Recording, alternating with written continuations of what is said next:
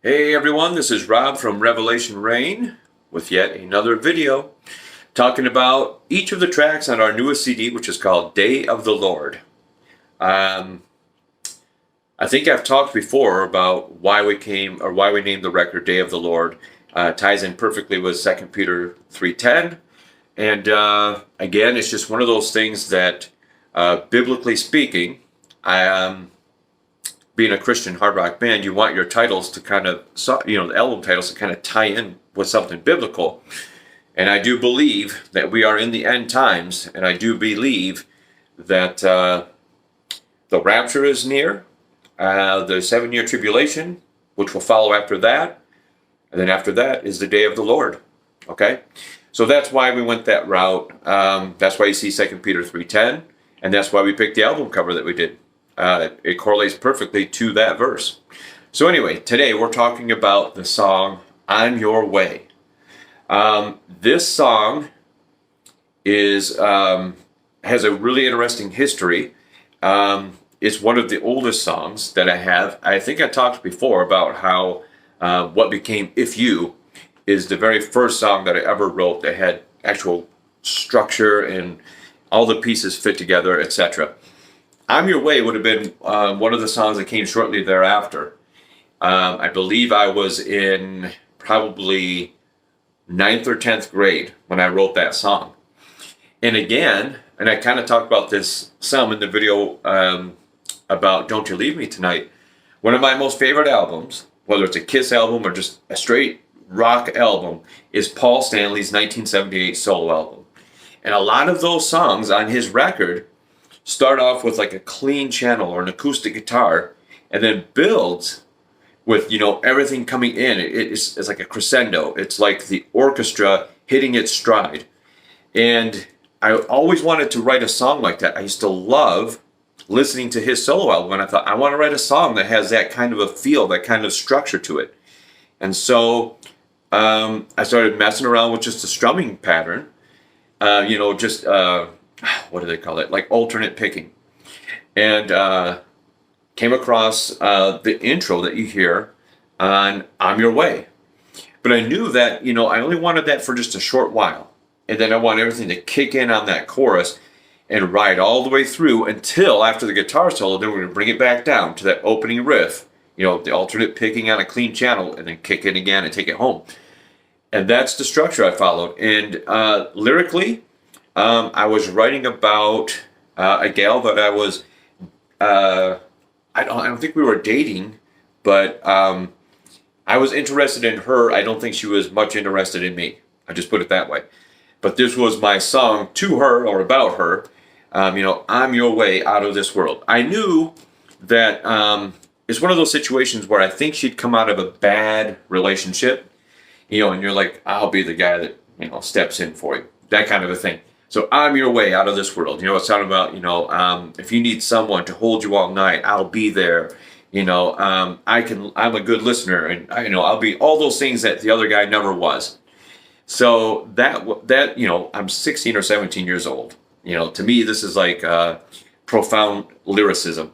But it still holds up after all these years. I mean, we've all been in that situation or had a relationship or presumed relationship like that.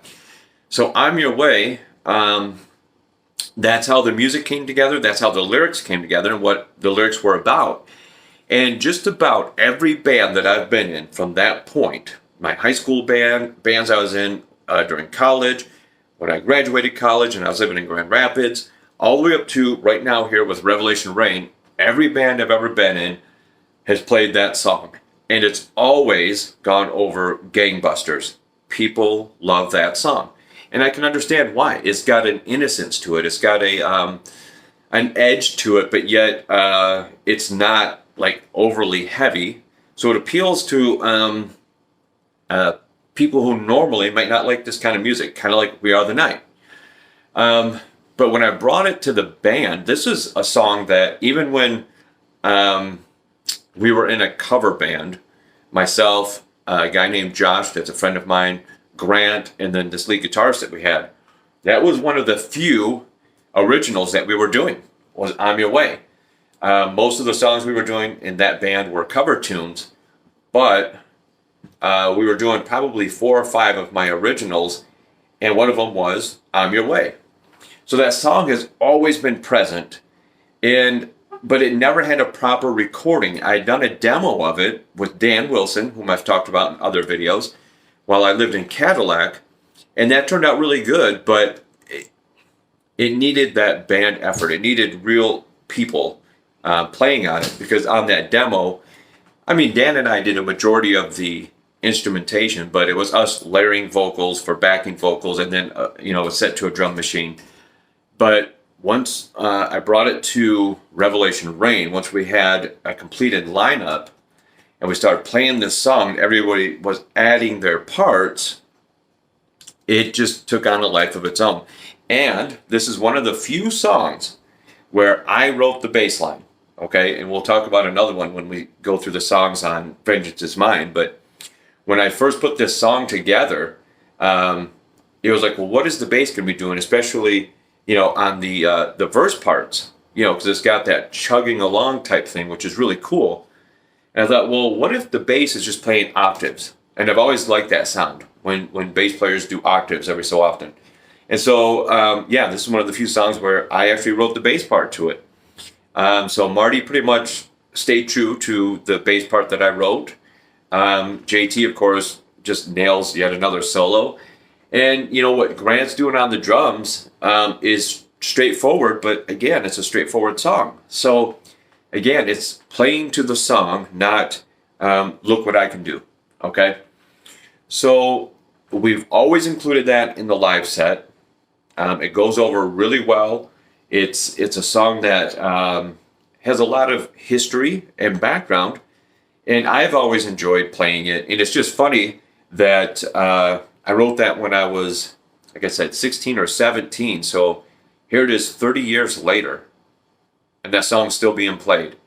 That song sounds relevant. It still sounds relevant. It was written in the early 90s, but the reason why it still sounds relevant, again, is because I was trying to do a song structure similar to what Paul Stanley's solo album is, which is a 78 record.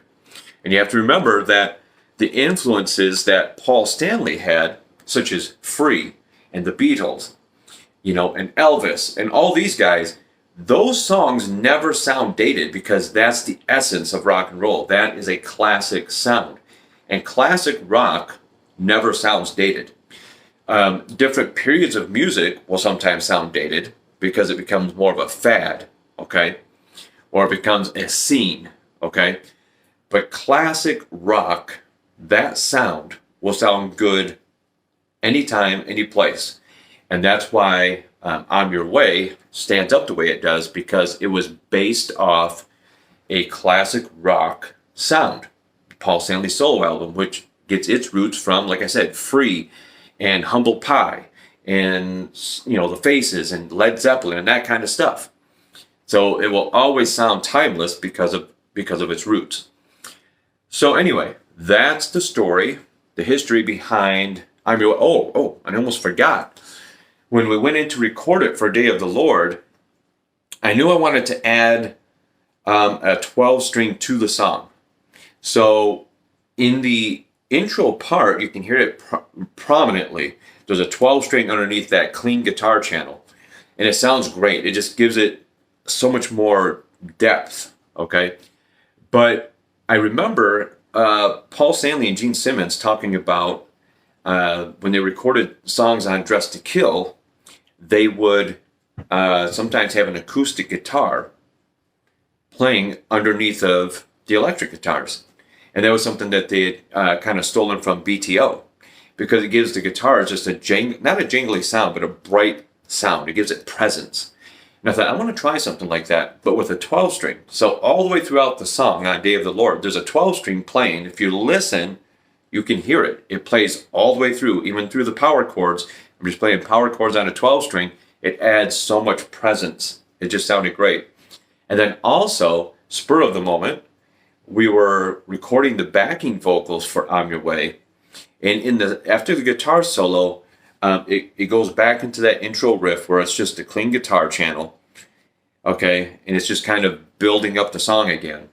And I thought, well, remember, and, I said to Grant, remember how in the song "Sure Know Something," again a Kiss song, where in the breakdown section they're just kind of doing this, the four voices, something like that, right? And I thought, what if we do something like that with "I'm Your Way" during that breakdown section before I start singing again? And so we tried it, and it sounded great. And Pete Bass helped us with that immensely. He did backing vocals on it, and kind of steered us in the right direction. He knew what I was going for, and helped to accomplish that. And so it was just one of those things. Again, in the studio, something came, to somebody's mind, and away we go. So always, always, always improvising and looking to make the song better.